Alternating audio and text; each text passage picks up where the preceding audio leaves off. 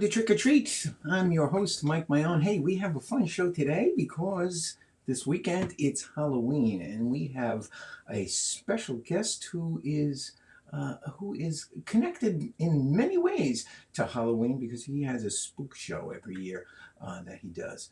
His name is John Bundy. He'll be up. He'll be joining me in a little while. But as we do every week, we have some things we like to do before that. And we're going to start, as we usually do, with a little comedy.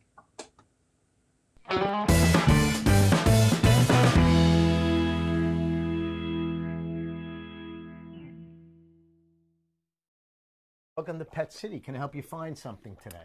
Yes, you can. I collect exotic pets, and I got a bunch of friends coming over this weekend. I really want to impress them. You have anything crazy, freaky, off the charts, something you never see anywhere? As a matter of fact, we do. It's your lucky day. We have a centipede that talks. Centipede that talks? That's right, and it's on special this week and this week only for $479. $479 for a bug? This is a centipede that talks. Yeah, that is true. All right, I'll take it. So, I'll be right back. Thanks.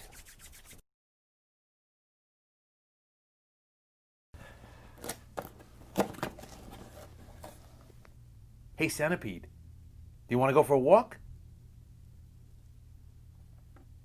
Probably asleep.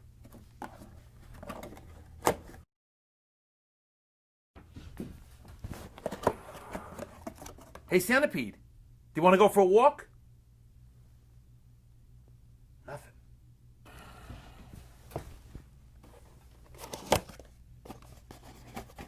Hey, centipede, do you want to go for a walk? I'm giving you one more hour, and if you don't talk, I'm going to squash you.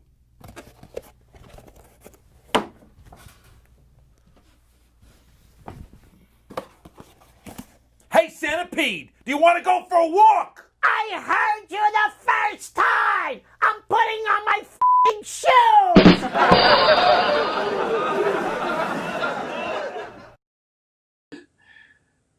Well, that, of course, is from Monty and Walker. And Monty and Walker, we have a little bit of them every week. If you want to see more Monty and Walker skits, you can see it right there at montywalkerproductions.com.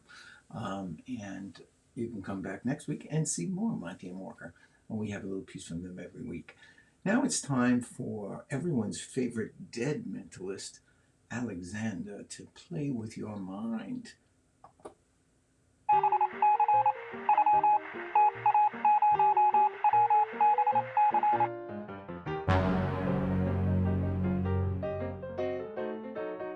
Greetings and salutations.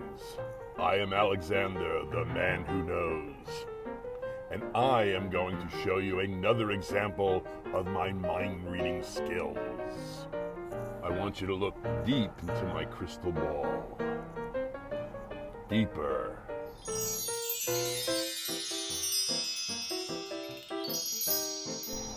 Now, look at the postcards. I want you to focus in on one of the city postcards. Now that you have that in your mind, I want you to move either the left or to the right to the nearest animal postcard. Next you're going to do is you're going to move up or down to the nearest city postcard. And now the tough part, you're going to move diagonally to the nearest animal postcard. And finally, you're going to move left or right to the nearest city postcard. Now I want you to concentrate on that city postcard. I get the impression that you are thinking of San Francisco. Thank you and have a nice day.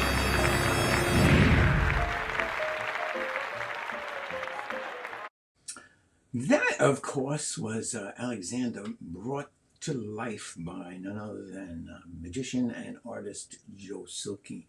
I hope you enjoyed it. Alexander joins us every week for some silly mentalism.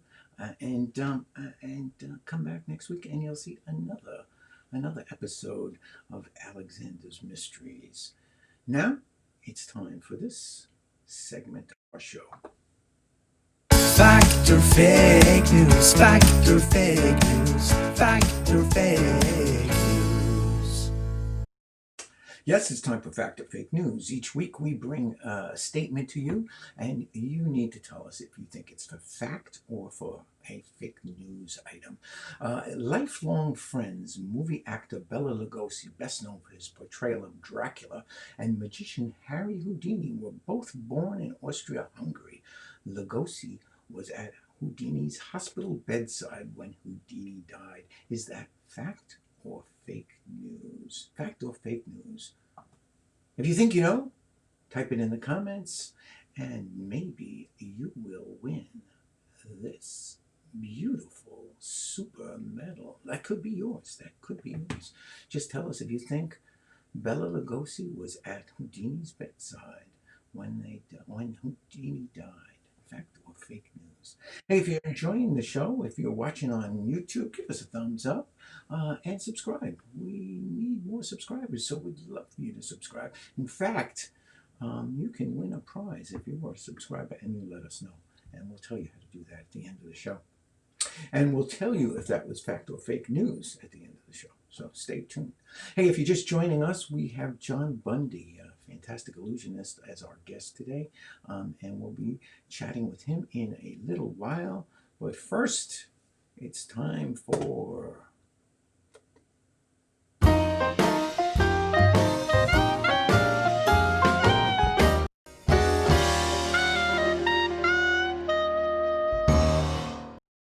Yes, it's time for Magic Shorts, and this week's Magic Short is presented by me. I want to show you an artifact I picked up in a voodoo shop in New Orleans. It's this little straw man. He's said to have some unusual gifts. Let's see.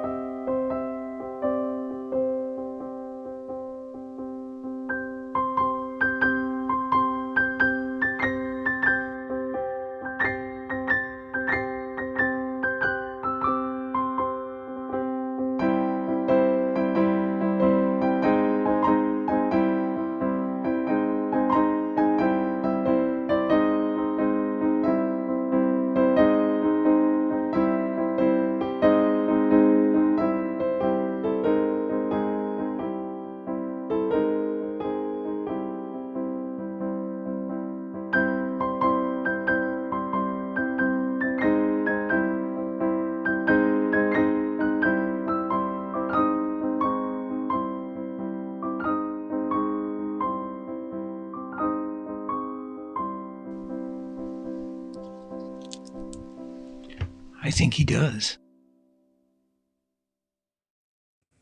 Hey, if you have a magic short and you'd like to see it on Trick or Treat, do contact me, and maybe your magic short will be the one that we show next week.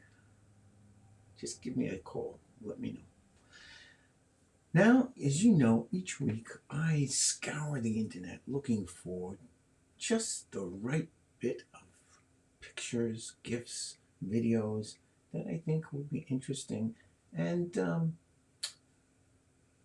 significant given the time of year. This, of course, is the week of Halloween, so we have something special.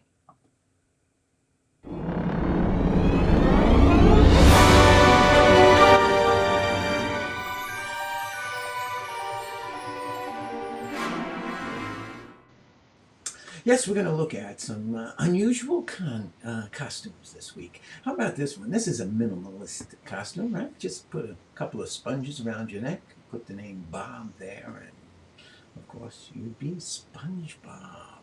Here's another very, very creative one. A little redhead gentleman puts a sign, hangs a couple of loaves of bread from his neck, and he is the Gingerbread Man. This is one I wish I thought of when I was sending the girls out to trick or treat. Just an old plastic bag and call them raisins. This, you have to admit, is clever. He has turned his son into a Pepsi Cola. Hey, why not cook your kid a lobster in a pot? Yes, that's very good. And this, of course, is my favorite young lady here. She's the every neighborhood has one. The cat lady. I'm not quite sure what this is. I think it might be a superhero. You have to admit, though, it is colorful. It is colorful. Hey, how about this guy? This one. What is this? This is she Mystique? Is she the genie from Aladdin? Or is she a Smurf? We'll never know. We'll never know. Ah, yeah, the Joker. You gotta admit, that's a crafty one, isn't it? I think he ate the baby. Hey, this is the way you incorporate your pet into your costume. And, of course, your pet needs a costume. How about a real live Geopet? No party is complete without an Elvis, right? There you go. He's the perfect Elvis. He looks just like him, don't you think? Pumpkin Man. What's his superpower? Pies? I think pies. Yes, that's it. Pies. Uh-oh. Somebody drank all the Kool-Aid. Oh, you have to admit, this guy has balls. Okay. Who would do this to their kid? Send him out as Hannibal Lecter. Ah! Or maybe a terrorist. Okay. I'll never understand who would send his kid out like this. It is terrible. What are they going to give this kid, huh? Oh, I don't know. And that, believe it or not, is a Katy Perry dressed up as a Cheeto. And we'll end this with the pumpkin butt costume. Very creative, you must admit. So there you go.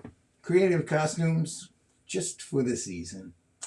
Hey, it's time for me to introduce our guest today, and we'll do it with a little bit of video.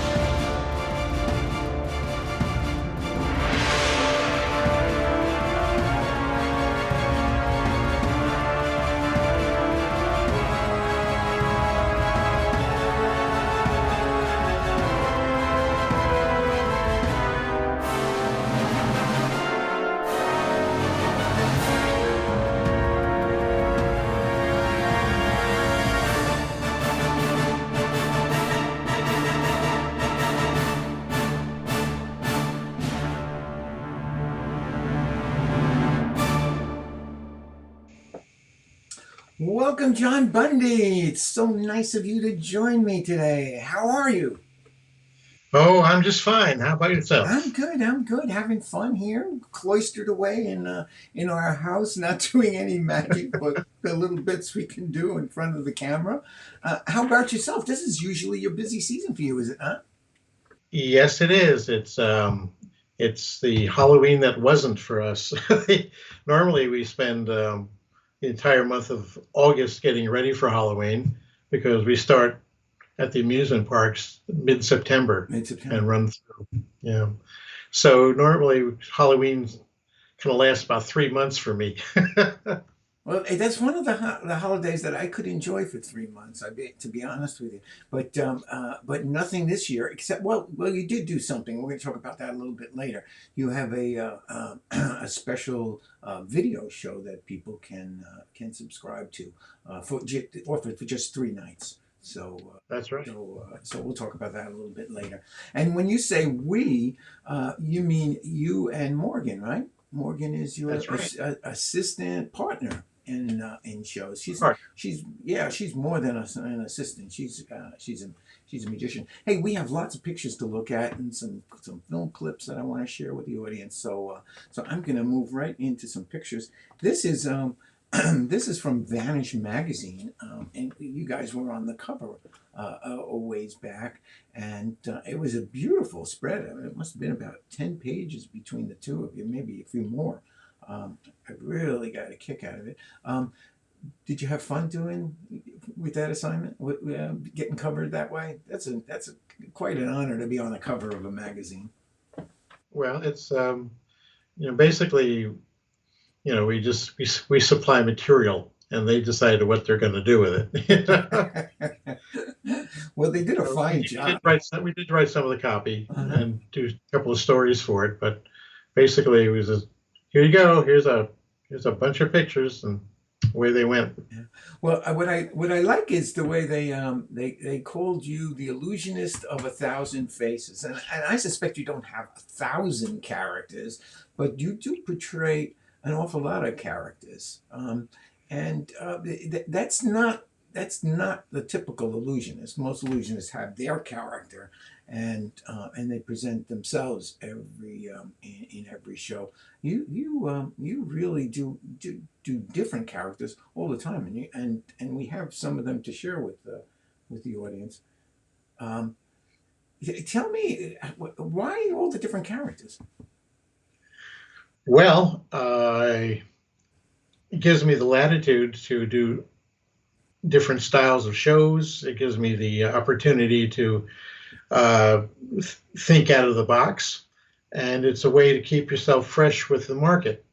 It's like, okay, you don't want a circus show? Well, how about a horror show, or how about a pirate show, or how about, magic can be repackaged in so many different ways. It's just a tool that I've always used to get work. Yeah. Did you study theater in school, or because I mean you really go to the nth degree with your characters? I mean, a lot of makeup, change your nose, so it's not just you just don't put on a costume. No, I started out wanting to be a makeup artist Oh, interesting. back in high school, and I got a degree in technical theater from Rider University, and then I kind of realized as I was going into New York and just learning from the IA union or there about the makeup union, I said, "Gee, I'm not going to be able to do very much. That's all you get to do when you're in the business. If you're if you're a cameraman, that's what you do. If you're a lighting guy, that's what you do." I kind of like doing everything. It's so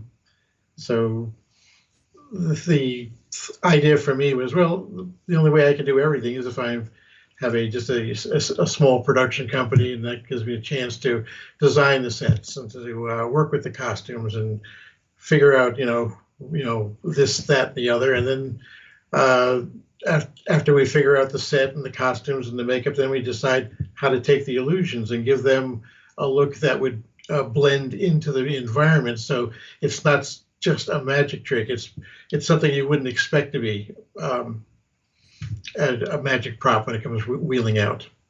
Yeah, you must have a giant warehouse to house all these props, not just the magic props, but you have scenes and sets that you use for your show that are tailored for each of the themed shows that you do. Yeah, it certainly do. Every day. Every day I visit that place, I go, I got to get rid of some of this. It's just daunting. I'm going, I'm at the point where I'm not. I'm going. I'm going to retire one of these days. What am I going to do with it? Nobody wants the stuff. You can hardly give away big props in this environment Well, because nobody's doing big magic anymore. yeah, and space is priority. I know we have a little theater that we do our parlor of mystery in, or we did up until March, and they have to have the whole basement of the theater is filled with props that they use. I mean, if they're going to do a bedroom scene, they have to have a bed. If they're going to do a living room scene, they have to have a living room, and you have so many different themed shows. I want to go back to this picture and maybe how many themed shows do you actually and characters do you actually have? It's not 1,000 faces, but how many would you think No, it no, would no. be? That's An it's exaggeration. Yeah. Magic Magazine called me the Lon Chaney of magic once. So That's cute. I think that's where the magic of 1,000 faces came from. Uh-huh. But but let me see. We have a show called Skullduggery, which is a pirate show. Uh-huh. Pirates were very hot once upon a time when Johnny Depp Oh, made his big splash. yeah. Okay. So we said, okay, let's get on that bandwagon. Let's offer a pirate show that's gritty and has a, a look to it that's not the typical 1940s 1950s Hollywood look with satin stripes and and colorful bandanas. So we took that. We've had that show for quite a while. We were asked to do a second pirate show by one of the amusement parks where they asked me to be Captain Hook. And I remember I got the call while I was driving, and I had to. But the first question is, do you know he only has one hand? It was a challenge to figure out how we were going to do that. So we put together a show of with Captain Hook with only one crew member left after everyone had been dispatched by Peter Pan, and That hook must have been. it was to recruit a new crew. And, That hook must have played havoc on your silks. you know. How did you do Yeah. magic with a hook? Did you? Well, actually, what we ended up doing in the first 5 minutes of the show, I had a chest full of prosthetic arms and pieces, different hooks. We had the classic hook, and then we had one with a spoon on it, for eating. Okay. And then we had one with different tools and Okay. such and such and such. And there was one in there which was it looked like a knight's gauntlet. It was kind of a steampunk looking thing, and you would put it on and wind it up, and you'd have a mechanical hand, and that got us through most of the show. Okay. Clever. I think this is one of your pirate shows. Yeah. Yes, that's from the Captain Hook show. It was called Pandemonium, with reference to Peter Pan, Uh-huh. and that was the ship, and my antagonist was Morgan as a pirate wannabe fairy. Uh-huh.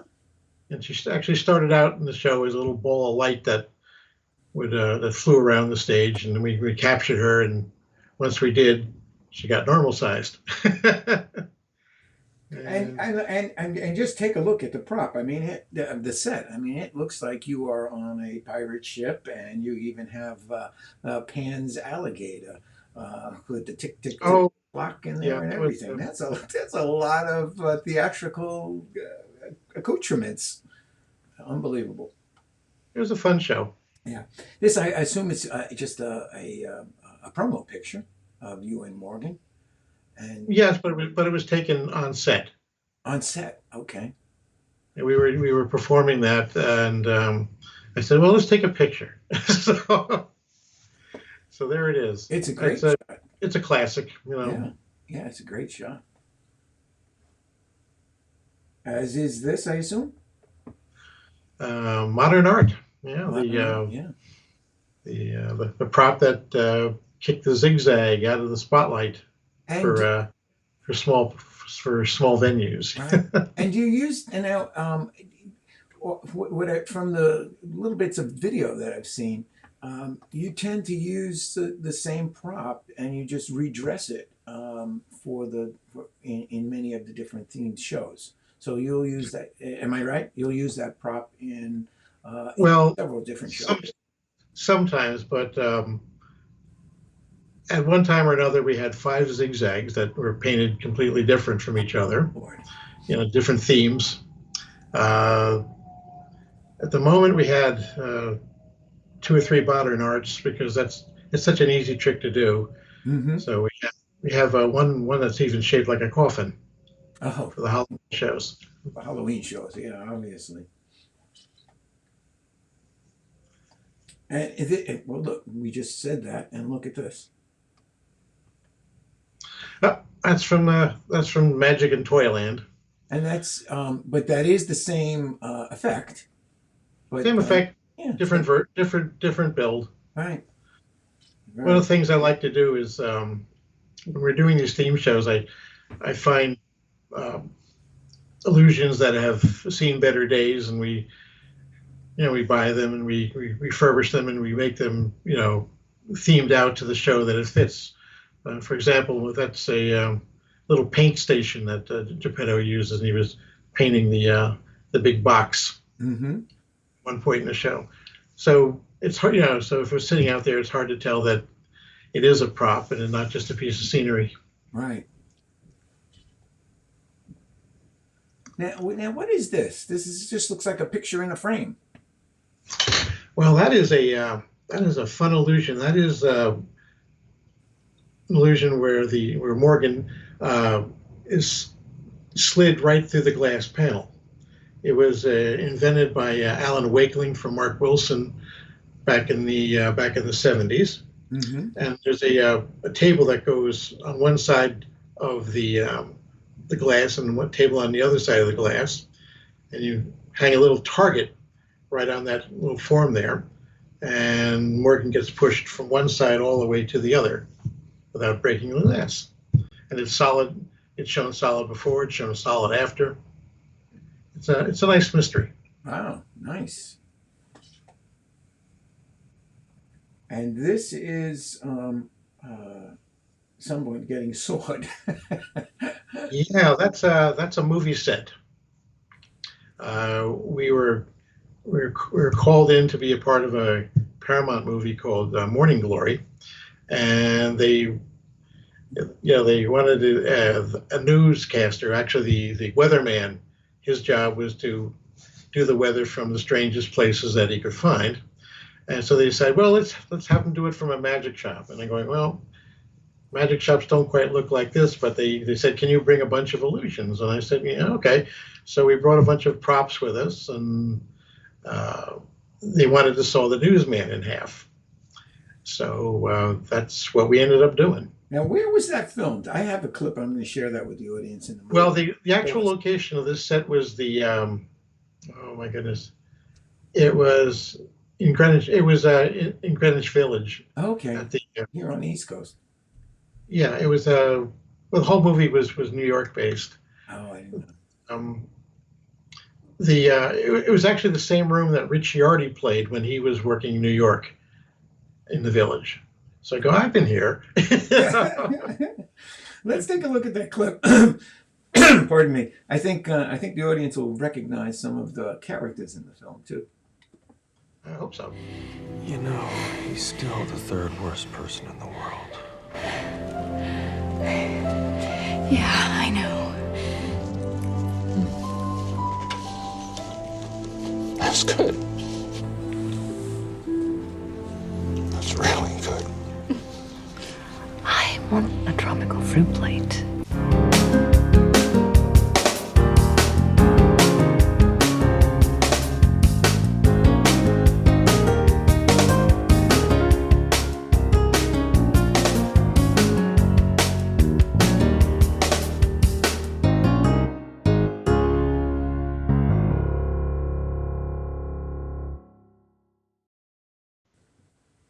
So that was just a little taste of the film. I happened to see that film. I didn't realize you were in it. And it's a cute little film. Barely. It's just a little tiny piece. When I was invited to the premiere, and I was going, I'm not in this movie. It happened in the last 5 minutes. Yes. Yeah. This little montage, and I'm going, I'm not in this movie anywhere. I said, why am I here? It is such a tiny little piece, and you talk about as magicians, we're always aware of misdirection. The weatherman, his sequence in the film is so. They keep putting him in these peculiar positions, so your eyes just go to the weatherman. you could have been doing anything over there, bouncing the soar. You could have been soaring Morgan in half at that point. But all the eyes were on the weatherman. When we got to the set, the director said he wanted me to use a chainsaw. But and I looked at the chainsaw, and it was functional. Oh goodness! And I go, oh, this is going to be a tricky situation. So we had to find some way to keep the weatherman from getting hurt. Did you actually saw your box, the top of your box? Well, actually, that box was one created for. Okay.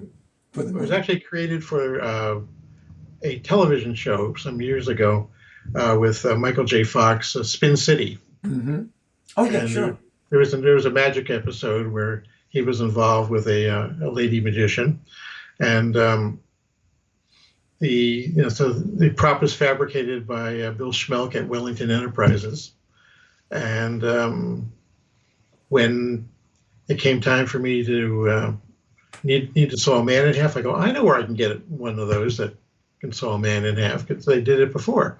Uh-huh. It's it was roomy enough for him to be in, and it's one of those things where, since it's not a real, it is a real prop, but it's not one that a working magician would use on every show. It was okay to nick it up a little bit, because it was part of the rental. Oh yeah. It looked great. I mean, you saw the sawdust flying away. It looked really good. That was actually enhanced. I was wondering if you put something there to make it go. The director wanted lots of sawdust, so they had an air hose running through a tank of sawdust, and they had it in the prop, so it would do that. It looked great. Film movie is magic. Movie magic. Yeah, movies are magic. Now, this is just an absolutely gorgeous prop, and Morgan's in there. What is the effect?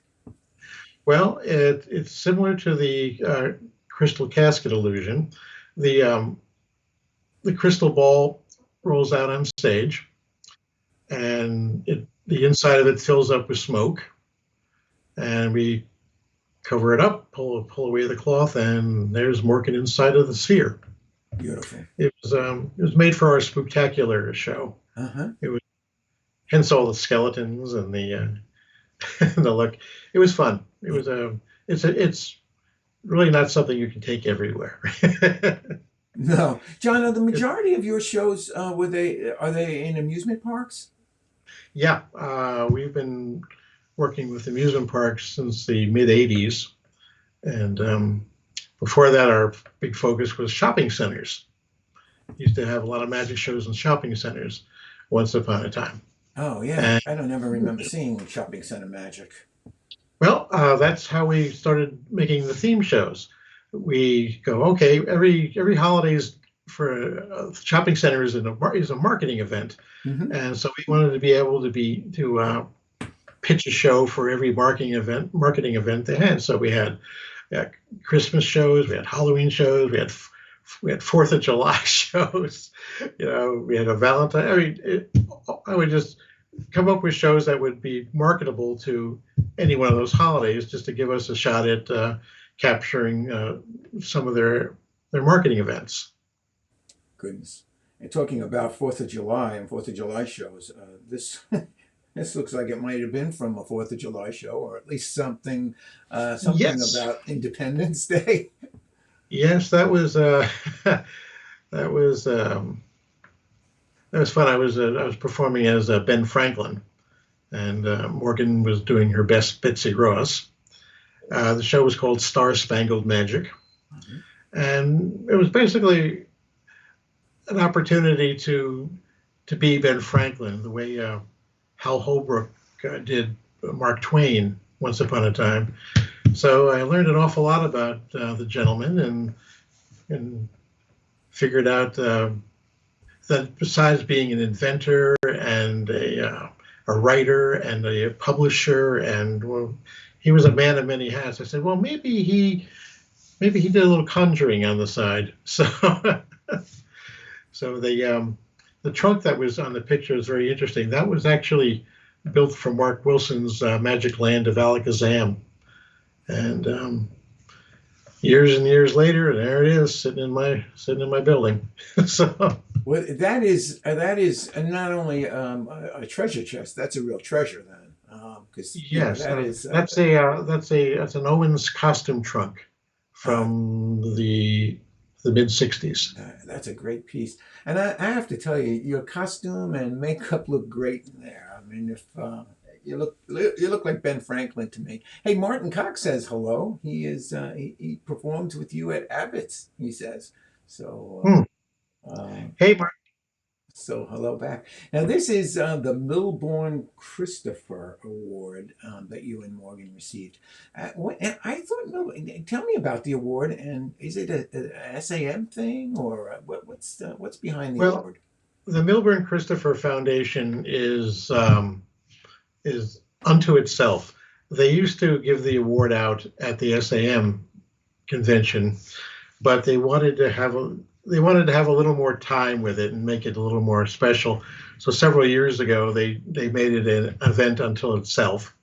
The award is given out. There's an award for mentalism. There's an award for for illusion. There's an award for writing. There's an award. And there's several categories that are just more than world's greatest magician. It recognizes the people behind the scenes as well as in front of the curtain. And you and Morgan received that award. That's great. Yeah, that was kind of interesting. They decided that they couldn't just give it to me, so they gave it to both of us. Well, she is more than just an assistant, Morgan. She's she is quite a performer in her own right, and I did not realize that that was the case until I started to read the Vanish article, and she's quite a talented magician in her own right. Yeah, she has her own show called Houdini in Heels. That's a great name. She's basically the catchphrase is I do everything Houdini does, but in 5-inch heels. In 5 inches. That's clever. That's clever. Hey, you've also written a book, and this is a book, and I happen to have a copy of that book. It's right here. Well, God bless you. I bought it when you did a lecture for us on Long Island some time back, a few years back. You lectured about, and it was about doing themed Halloween themed shows, I believe, or at least that's what I seem to remember. But it could have been about any holiday themed show. But mostly about Halloween. The philosophy was to show the readers how they can take any bit of magic they have, and if they look at it, break it down to its core. For example, if you look at something and you go, okay, that is basically a rectangle. What else is a rectangle? And you can start associating with different things that would be pertinent to that particular holiday or theme that you're doing. In general, it's just a way of being able to look at things. If you break it down to its core, what is it? Is it for example, if you have a little square circle, you look at it and go, okay, that is a rectangular box with a tube in it. And so in general, they're very they're very magic-y. They're with gold and blues and reds and swirly designs. But if you look at it, you go, what is that? What is that actually?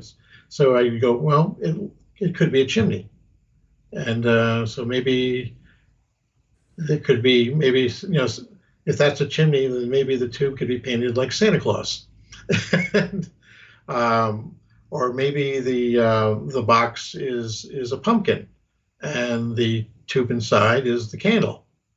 There's just it's a way of being able to give yourself a marketing edge. If you offer material that is themed to whatever event you're closing in on, and then Halloween is normally, not this year, but normally it is a holiday where magicians get a lot of work. Yeah. And if you're competing with other magicians, and you are, why should they hire you? They should hire you because you're supplying material in the show that is specific to the event that they're having. So it makes sense to have Halloween themed magic or Christmas holiday themed magic or 4th of July themed magic. It's just a way to put you on the top of the list of consideration. Now, when you take a prop and you make it in a theme, and it needs a coat of paint and and all the rest of the jazz, do you do all the work, or you have a crew that takes care of that for you, or do you send it? No, those are personal things, and I like Yeah. My degree is in technical theater, but it was basically scenic design. Okay, so how to change things around. The pirate show, we were showing a clip of the Sewing in Half. Mm-hmm. That was actually a junker that we got from Paul Osborne, and there wasn't much left of it, just the top boxes. Uh-huh. So we decided, first of all, we would build a table that would look appropriate for the pirates. So we researched old big oak tavern tables. So we took the design from that and made that the table that the boxes go on. And then I said, well, we can't have these, red and silver boxes on there. So we decided to change the look and to give it more of a seat chest.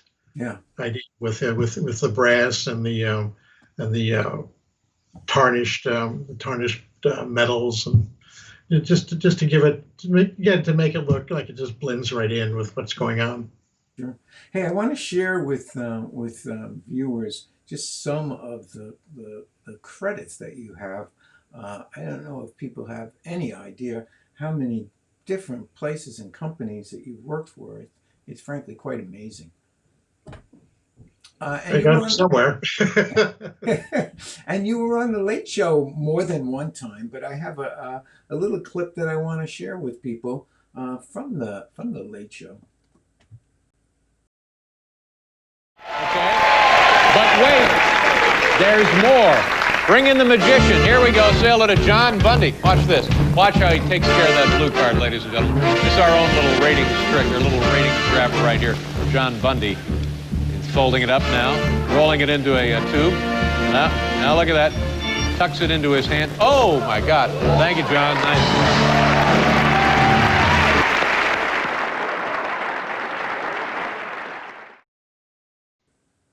You also did a piece with Martin Short on the Letterman Show, which was a hoot, and he was sawing it, if I remember correctly.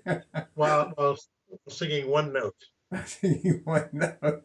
He was holding this one note all the way through the sketch. Yeah, was it? It must have been fun to work with him. He's such a kook. Well, he was very accommodating. Uh-huh. What was interesting was Paul Schaefer, the musical director for the show. Yeah. He was also in the band at Doug Henning's Magic Show on Broadway. Oh, I didn't know that. Oh, how neat! And he came walking and go, I know what this is. Now, Letterman had a reputation of being pretty hard on magicians, as I recall. But he seemed very gracious in that clip. Well, I I found him to be a very personable and a very nice gentleman. Oh, okay. I guess we were doing something that he wanted us to do. So I know he used to give, but didn't he have Kmart on his show a bunch of times? And he he used came on the show. yeah, he used to give him such a hard time. Well, He deserved, yeah, okay, he deserved it. I won't say that. I don't know what to say. It's No. it was good for both of them. Yeah, no, it was good. It was good for both of them, and but he did have a reputation of being a little tough on magicians. I recall. Yes, that's true. That's true. And- Well, Yeah, after Penn Teller dumped a bunch of cockroaches on him, that's it. Did he? you'd Did be they? wary too. Oh, I didn't know they did that. Oh, but it doesn't surprise me to learn that. Hey, this is the time of year you would do. This is one of the the Halloween themed shows you do, and what I love in this picture is to see the character that you have developed there as a kind of a vampire character, but he's still totally different, and I can see that that makeup training or interest that you had in makeup in that picture. Well, true enough. You didn't go so crazy overboard on this piece. This is the new show that you have that people can stream, correct? Yes, this is a shot from Dr. Morbius's Midnight Ghost Show. And what we wanted to do is, I can't not do a Halloween show. It's in your blood. I may be out of work, but I'm still going to occupy my time with something that I would normally do. It keeps you from getting stir crazy during this pandemic event. So we decided, well, let's create a show that would be similar to something we would do in one of the amusement parks, but do it on video and just offer it up for Halloween weekend. And because a lot of people find that they're going to have very restricted Halloween events going on. There's going to be no big parties. The amusement parks are if they're even open, they've cut things down to outdoor events where there's no crowd gatherings. Some communities are iffy about trick or treating. So we said, well, if there are going to be people at home, maybe we can find something to help make it more Halloween than just watching a rerun of Hocus Pocus. Sure. I love this picture because obviously you made this video during the pandemic, and you can see that when you're not exactly being filmed, you're practicing safe distancing. Yeah, safe filmmaking. Safe filmmaking. Safe filmmaking. And you have masks on. And how long is the video? Well, it's still in editing, but it's going to be about 50 minutes long. Now you're limiting the the ability to stream the show to 3 days. What's the thinking there? Well, if you can't put it off, then you have to either do it or don't do it. Okay. And it's funny when the day after Halloween is always kind of like, well, where did it all go? Now it's funny. There's such a big buildup to the season. Usually, people decorating and people get on the decorating your house for Halloween the same way they get on decorating your house for the Christmas holidays, and it's out there for weeks and weeks, and the day after Halloween, everyone takes it in. It's like, oh, it's over. We can. Personally, in my neighborhood, there are people who don't take down their Christmas lights until like May. Here too. So I can't imagine leaving that stuff out on your lawn. Well, no, it's true, but it is interesting. They said, I think I read somewhere once that people spend as much time, as much resources decorating for Halloween as they do for Christmas. Which I was quite taken back when I learned that. But I tell you, you go into some of these stores and you see the skeleton horse and all these great props that they sell now with animatronics in it. It's great stuff. It's great stuff. Well, it's the third biggest retail event. It is. Wow. It's I believe they say the only holiday where more beer is consumed would be St. Patrick's Day and Super Bowl Sunday. Well, Sunday. Oh, okay. Good to know. Good to know. If you're driving, be careful. Hey, now, if somebody wanted to see the stream, they could go to one of two places that I have the addresses up right here. themidnightghostshow.com, or they can go to video.com and then /on-demand/midnight-ghost-show. So if you're interested in seeing that, and if you're interested, we were hoping to be able to show a trailer, but technology got in the way, so we couldn't show the trailer. But there is a trailer for the show, and the trailer is quite good, by the way. So if you're watching and you want to see the trailer, go to the website and take a look. It's great. It's a great trailer, and then go the next step and reserve your spot to watch the show, because it. You can watch it anytime because you're actually renting the video for a 24-hour period online. So if you can watch it, you can watch it again. So, it's one of those things where if you don't think you're going to have time to watch it to 2 a.m, if you've got it set up, you can have it. It's an interesting show because we're doing a lot of illusions that people don't normally get a chance to see. They're just the type of things that if you went to see a magic show, you'd probably never see most of this stuff ever that we're doing. We're doing the buzzsaw illusion. We're doing the giant guillotine. We're doing a wonderful illusion called shadow theater that doesn't get around very much. We've had a giant spiker cabinet with neon spikes. There's a lot of unusual stuff. It sounds great, and I'm looking forward to catching it myself. Well, good. So, the show is called, my show is called Trick or Treat. And so, John, have you got a trick or a treat for me? Well, I guess I'll do a trick. Okay. So I'm going to make you full screen. There we go. I'm going to put this so you can see that over there. I've got a relic with me today. It's a personal relic. It is it's an eye cup. It belonged to my Uncle Orlock. But it's an unusual sort of an eye cup because it's not used to help you wash your eye. It's used to hold an eye, because inside, there we go, there's this. Now, don't be alarmed at it. It's unfortunately not real. It happens to be a wooden eye.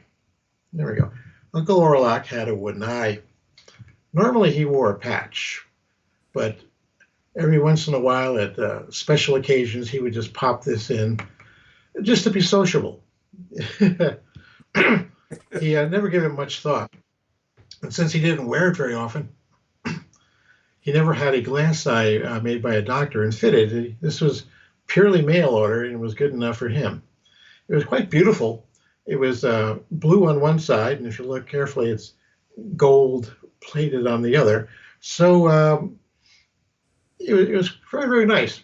The only thing odd about it is that Uncle Orlock had brown eyes. So, well, what are you going to do? It was mail order. He was a very excitable fellow. And whenever he was wearing this, it didn't quite fit in his eye socket right. And when he talked, he would always gesture and bob his head like that. And when he did, that eye would start to spin in his eye socket flashing blue, then gold, then blue, then gold. The grown-ups didn't mind, but it always made the children cry. Well, anyway, Uncle Orlock believed that the hand was quicker than the eye, or at least the wooden ones. Now, this is put the eye cup up there, and he would often lose these things. They would just,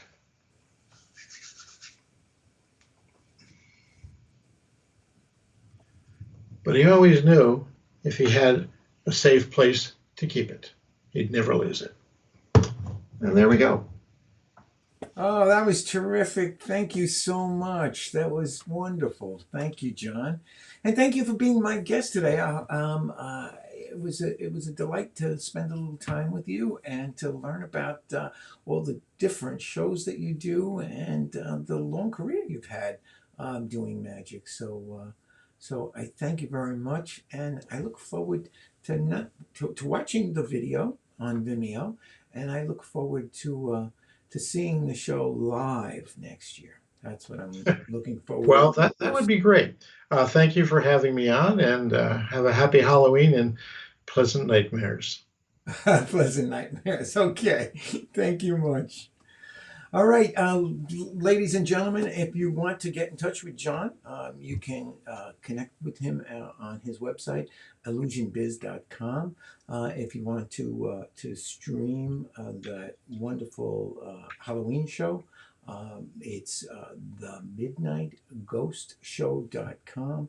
I know you're gonna love it. I just can tell. Hey, before we move on, we had a fact or fake news question, and it is here.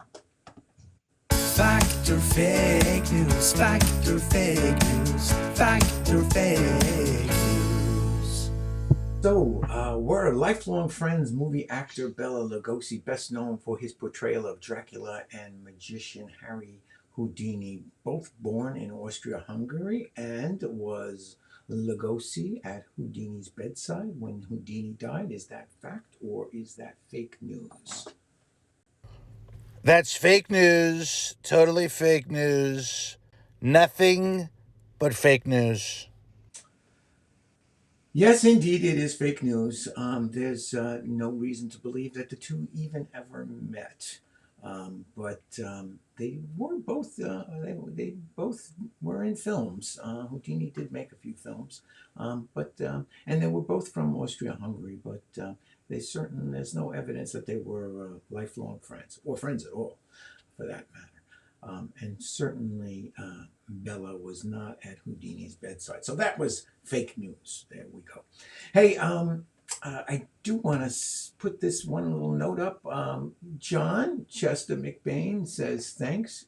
You're a very interesting magician. Interesting indeed. Interesting, talented, and very, very, very nice man. And it was great speaking with him today. Hey, I hope you enjoyed the show. If you're enjoying the show, if you're watching on YouTube, I hope you're going to subscribe. I hope you'll give us a thumbs up. And if you do subscribe, you might win something. And here's how you can win. I'm going to just play a very short little video, and you can win my original Celebrity Presage book test.